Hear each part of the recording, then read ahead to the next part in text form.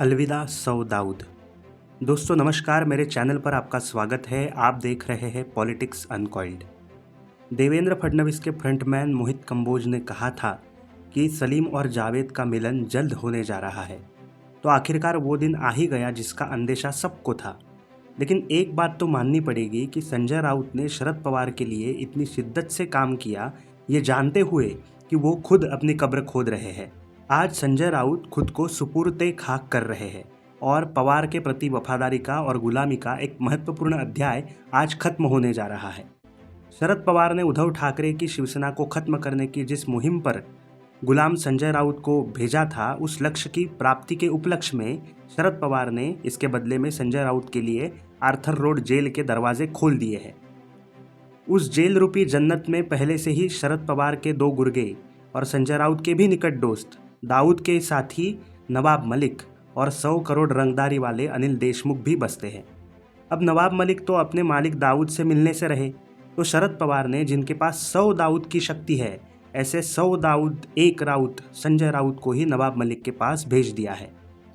संजय राउत कह रहे थे कि भाजपा के 3.5 नेता अंदर जाएंगे और अनिल देशमुख बाहर आएंगे। वो तो होने से रहा, इसलिए खुद संजय राउत ही देशमुख के साथ रहने के लिए चले गए हैं। पवार भी बेचारे बोल रहे थे कि देशमुख ने जेल में बिताए हुए हर एक पल का हिसाब भाजपा से लेंगे। वो भी होने से रहा। शरद पवार को देशमुख की इतनी चिंता है कि उनका अकेलापन दूर करने के लिए पहले नवाब को अंदर भेज दिया और अब संजय राउत को। बहरहाल 2 दिन पहले संजय राउत की एक ऑडियो क्लिप वायरल हुई थी, जिसमें संजय राउत पत्राचाल घोटाले की एक महत्वपूर्ण गवाह स्वप्ना पाटकर को बहुत ही भद्दी और अभद्र गालियां देकर कुछ कागजात संजय राउत यानी खुद के नाम पर, या पत्राचाल घोटाले में ही एक आरोपी है जो संजय राउत के करीबी भी है, सुजीत पाटकर, उनके नाम पर करवाने के लिए सपना पाटकर को धमका रहे थे। आपको बता दूं कि इससे पहले सुजीत पाटकर की पत्नी और संजय राउत की पत्नी वर्षा राउत के बीच में हुए करोड़ों के लेन देन का पर्दाफाश भी हुआ था। 1034 करोड़ के इस पत्राचाल घोटाले की गवाह स्वप्ना पाटकर ने हाल ही में उन्हें जान से मारने की और बलात्कार की धमकी मिली है, इस तरह की शिकायत मुंबई पुलिस में भी की थी। और अब संजय राउत के खिलाफ स्वप्ना पाटकर को गंदी गाली गलौज करने के मामले में भी शिकायत दर्ज हो चुकी है। संजय राउत के भाई प्रवीण राउत भी पहले से ही ईडी के शिकंजे में फंसे हुए हैं। फिलहाल वो न्यायिक हिरासत में है। संजय राउत की गिरफ्तारी के बाद अब दोनों को एक साथ बिठाकर ईडी पूछताछ कर सकती है और इसलिए ईडी प्रवीण राउत की कस्टडी मांग सकती है। संजय राउत के घर से ईडी ने 15.5 लाख इतनी नकद बरामद की है। वही जब 9.5 घंटे चली पूछताछ के बाद संजय राउत को ईडी ने उठा लिया, तब संजय राउत संभवतः आखिरी बार मीडिया से मुखातिब हुए। तब उन पर हो रही कार्रवाई को लेकर वो चिल्ला रहे थे कि महाराष्ट्र हार रहा है, महाराष्ट्र पर हमला हो रहा है, मिठाई बांटो। उद्विग्न होकर संजय राउत ये बोल रहे थे। लेकिन संजय राउत अब तक ये समझ नहीं पाए कि वो महाराष्ट्र नहीं है और अब तो वो शिवसेना भी नहीं है। वो सिर्फ एक सामान्य आरोपी है और शायद आगे जाकर के एक सामान्य कैदी है। संजय राउत ने कहा था कि राजनीतिक जीवन में उनका पहला प्यार शरद पवार थे।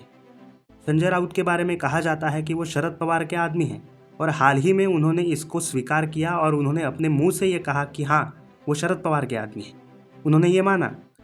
राज ठाकरे ने कहा था कि जब शरद पवार आप पर ज़्यादा ही खुश हो जाए तो समझ जाओ कि आपको वो लटकाने वाले हैं।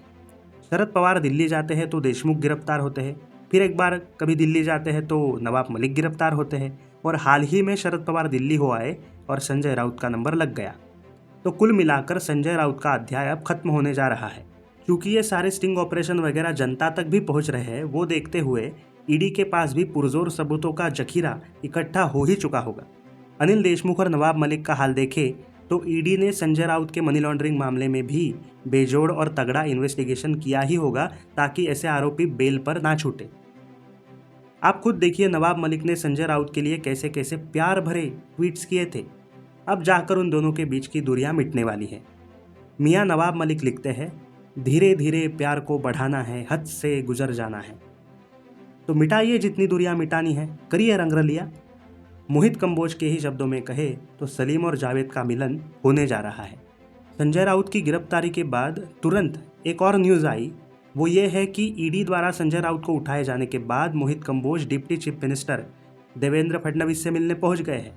देवेंद्र फडणवीस से मिलने जाने से पहले मोहित कंबोज ने ट्वीट कर लिखा, अगला नंबर किसका होगा। लगता है वही तय करने के लिए वो देवेंद्र फडणवीस के यहाँ गए हैं। आपको बता दूं कि उद्धव सरकार गिरने से पहले भी मोहित कंबोज ने लगभग 15 दिन पहले ही ये ट्वीट किया था कि ये तूफान से पहले की शांति है। इतना ही नहीं, नवाब मलिक, संजय पांडे और संजय राउत की गिरफ्तारियां होने से पहले ही मोहित कंबोज बता देते थे। मोहित कंबोज अगर कुछ बोलते हैं तो वो देवेंद्र फडणवीस ने ही बोलने के बराबर है। संजय राउत ने 2 दिन पहले ही कहा था गिरफ्तार होने से पहले कि उनको देवेंद्र फडणवीस ने किए हुए घपलों की जानकारी है। अब तक कभी भी संजय राउत ने ये हिमाकत नहीं की थी कि वो देवेंद्र फडणवीस से पंगा ले, लेकिन 2 दिन पहले वो आपा खो बैठे और देवेंद्र फडणवीस के लिए कुछ उल्टा सीधा ये कह दिया और परिणाम स्वरूप खुद संजय राउत का ही नंबर लग गया।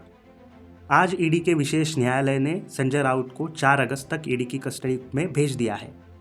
तो देखते हैं आगे क्या होता है।